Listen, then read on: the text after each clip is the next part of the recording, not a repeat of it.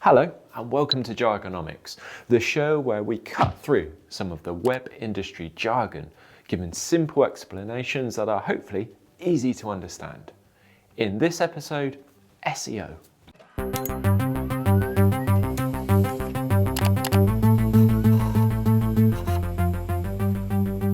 So, what is SEO? SEO stands for Search Engine Optimization. It's the process of improving or optimizing your website for better performance within a search engine such as Google.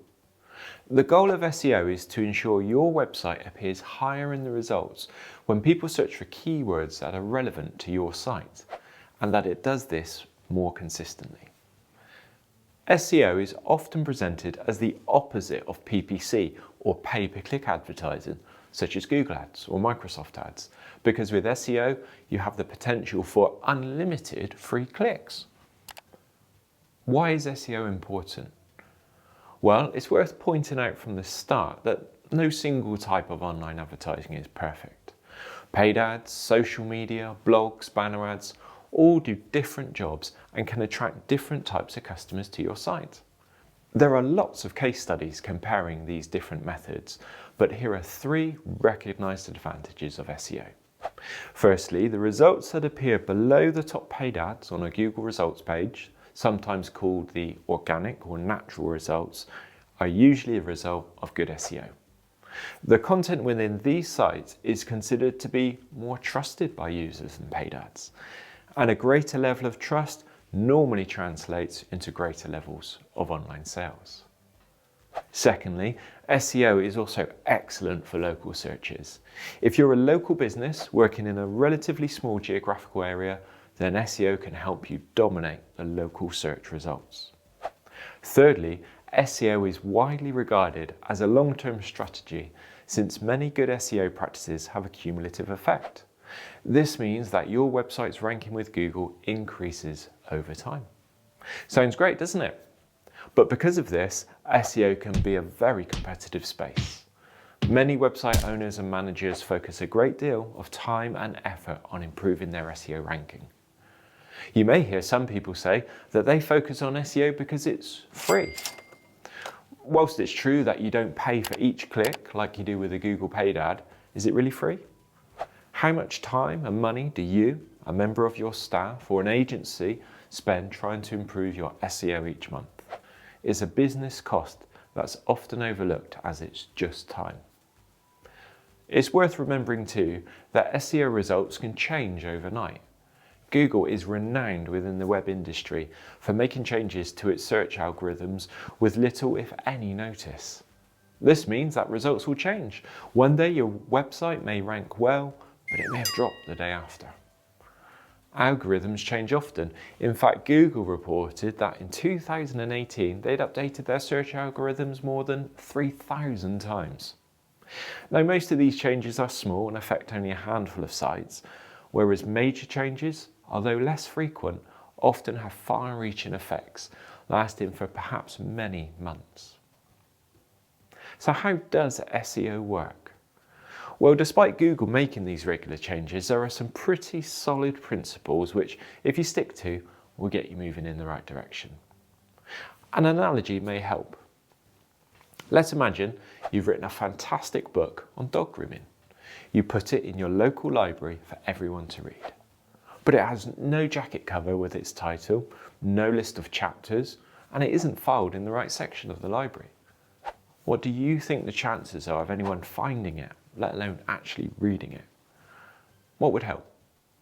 Well, you'd need to give it a good title, which describes the subject of the book, 101 Dog Grooming Techniques, and a meaningful list of chapters and headings to help users turn to the part that interests them. For example, small breeds, fluffy dogs, how to trim your dog's coat, etc.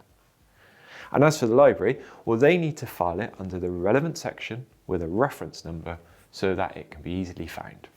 Hobbies and interests, pets, for example. Now, this is pretty much the situation for a new website, no matter how fantastic the content within it. Google doesn't know it even exists, let alone where to put it or in front of whom, unless you properly describe the content. There are three main steps that Google take to categorize your content: crawling, indexing, and ranking. Let's take them one at a time.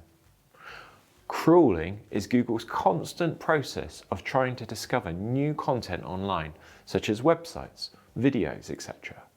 This involves the use of robots or spiders, automated software programs that scour the web and follow links to find new content. Imagine it's a bit like the librarian checking through a new intake of books that have been delivered and making an initial list of new titles. Secondly is indexing. This is where the newly discovered info, such as your website, is stored and organized in Google's enormous database of websites. So that's like the librarian reading your new book's title, browsing the chapter headings, and deciding where to file it in the library. Thirdly, ranking. This is when Google tries to give the best answer to a user's question in order of relevance. The more relevant your website to the searching query, the higher it may appear in the results. So that's a bit like someone going to the library and asking the librarian for a dog grooming book, which needs to have a chapter on small breeds. Your book has a chapter on this, and the librarian knows this, and so shows them your book first. Over time, more and more people come to the library and read your book, to the point that the librarian regularly recommends it, and eventually puts it in the best read section. It's a top choice now for all dog lovers and gets more reads than ever. This is what can happen to your website. If it provides relevant content that regularly answers users' questions, it gets increased traffic. So Google sees it as useful and pushes it up the rankings. Getting your website to rank well is not just a case, though, of stuffing your content with every keyword combination you can think of. Remember, Google is in the business of answering questions. When a user types in a question or a search query, it tries to find the most relevant, helpful, and up-to-date answers from its database of reputable sources. In fact, now it provides more than just a list of results. There are other sections which are aimed at providing alternative ways for users to find a quick, reliable answer. These can be found under People Also Ask sections, shopping listings, localized results, and other useful snippets. Why have these additional features been introduced by Google? Simply because it's continually evolving to try and provide the best experience. If its search engine consistently delivers good results, users will keep coming back. And having a large user base that trusts their search results enables Google to sell advertising and make money. Therefore, Google will always aim to deliver valuable and relevant results to every search query. Knowing these facts helps website owners to plan their approach. Now, attempts to manipulate the system will invariably fail, whereas focusing on delivering high-quality content will align with Google's goal, and therefore be more likely to yield long-term results. As you can imagine, SEO is a huge topic, which is why many businesses choose to engage an SEO specialist or agency to help them. That can be a bit of a minefield in itself, so we'll cover that in a future video. Hopefully though, now you have a good overview of how SEO works and why it's important to the success of your business online. So, that's all for this episode of Jargonomics.